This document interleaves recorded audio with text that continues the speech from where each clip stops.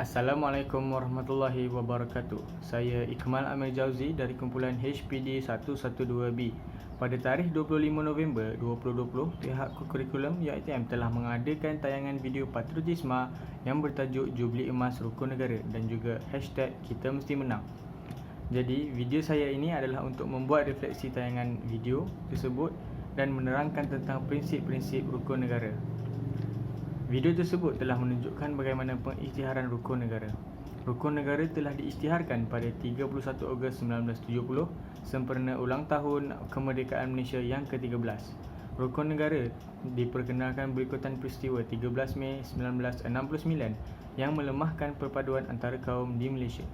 Rukun negara dibentuk dengan tujuan utama iaitu membentuk perpaduan yang kokoh. Prinsip-prinsip yang terkandung di dalam rukun negara jelas merupakan kunci kepada keharmonian dan perpaduan kaum demi kejayaan dan kestabilan Malaysia. 5 prinsip rukun negara ialah: pertama, kepercayaan kepada Tuhan. Prinsip ini menggambarkan bahawa asas kehidupan beragama merupakan prinsip penting kehidupan rakyat di negara kita. Sebarang bentuk ideologi atau ajaran yang menolak kepercayaan kepada Tuhan seperti fahaman komunis tidak akan mendapat tempat di negara kita. Ini adalah kerana agama telah menjadi unsur penting dalam membentuk rohani masyarakat kita. Yang kedua ialah kesetiaan kepada raja dan negara. Di negara kita, raja dan negara mempunyai kaitan yang sangat rapat. Ini adalah kerana negara kita mengamalkan sistem demokrasi berparlimen dan raja berperlembagaan. Perkara 32, Perlembagaan Persekutuan dan dengan jelas menyebut bahawa Yang di-Pertuan Agong adalah ketua negara. Perkara 44 pula menyebut bahawa Yang di-Pertuan Agong adalah sebahagian daripada komponen yang membentuk parlimen di negara ini. Justru, prinsip kesetiaan dan ketaatan kepada raja dan negara menjadi unsur dan ciri penting dalam soal kewarganegaraan di negara ini. Yang ketiga pula ialah keluhuran dan perlembagaan.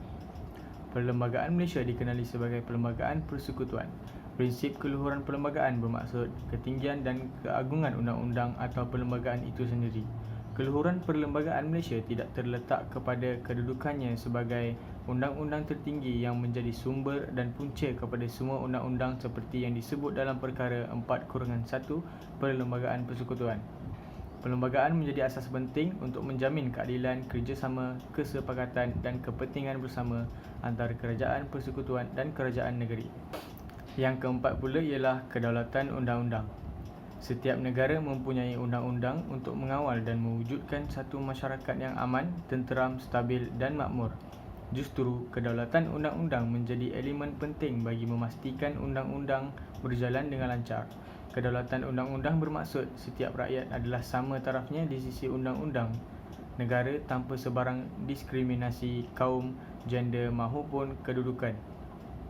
Oleh itu, keadilan merupakan elemen penting dalam menegakkan kedaulatan undang-undang. Dan yang kelima pula iaitu yang terakhir, kesopanan dan kesusilaan. Prinsip ini mempunyai kaitan yang rapat dengan perkembangan dan pembangunan personaliti individu yang seharusnya dibina sejak kecil lagi. Prinsip ini juga berkaitan rapat dengan nilai-nilai moral dan akhlak masyarakat.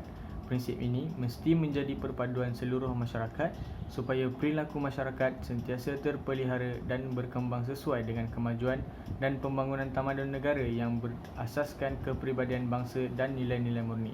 Jadi, sebagai seorang rakyat yang berjiwa patriotisme haruslah memahami dan juga menjiwai prinsip rukun negara untuk membentuk sesebuah negara yang harmoni, saling bantu-membantu antara masyarakat, tidak mengira bangsa dan agama. Itu saja dari saya. Assalamualaikum.